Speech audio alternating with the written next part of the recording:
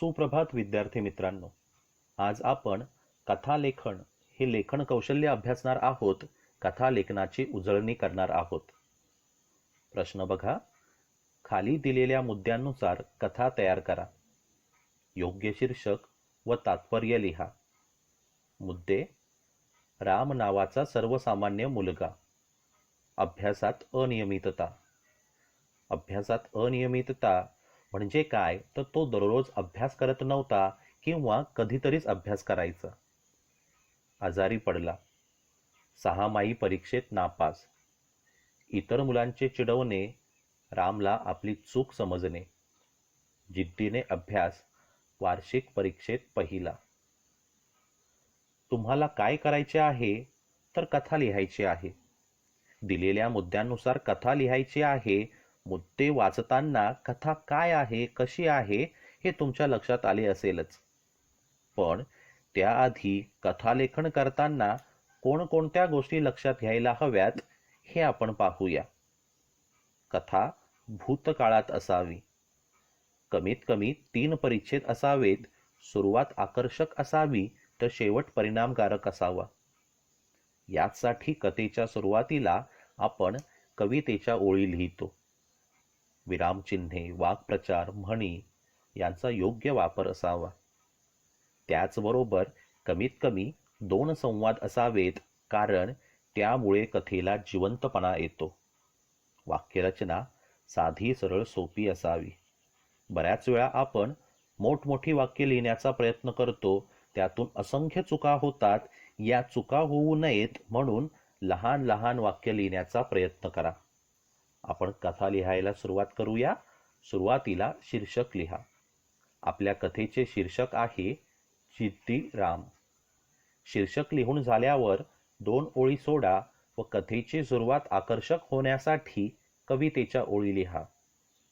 वाचली कथा परीची, वाचली कथा बिरबलाची, आता वाचा नवीन कथा, कथा जिद्दी रामाची. आपण पहिला परिच्छेद लिहायला सुरुवात करूया. खूप खूप वर्षांपूर्वीची गोष्ट आहे. एक रामपूर नावाचे गाव होते. त्या गावात राम नावाचा मुलगा राहत होता.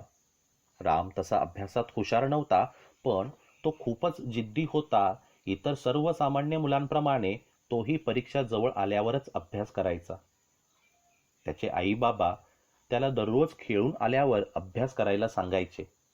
पण अभ्यास करण्याऐवजी गोठ्यातील गायींची गंमत पाहण्यातच त्याला मौज वाटायची. रात्री जेवण झाल्यावर आजीची गोष्ट ऐकतच तो झोपायचा. आईला तर म्हणायचा, अभ्यास कुठे रोज करायचा असतो, परीक्षेच्या दिवशी अभ्यास केला की झालं. हा झाला पहिला परिच्छेद. आता दुसरा परिच्छेद लिहायला सुरुवात करा. एकदा असे झाले की 6 माई परीक्षेपूर्वीचे दिवस होते. 6 माई परीक्षा म्हणजेच सेमेस्टर एक्झाम.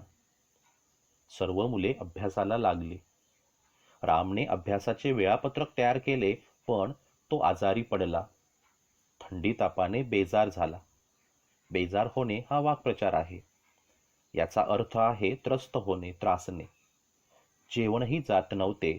अशक्तपणा आला होता. परीक्षेपूर्वी तो बरा झाला, पण 15 ते 20 दिवस आजारी असल्याने त्याचा काहीच अभ्यास झाला नव्हता.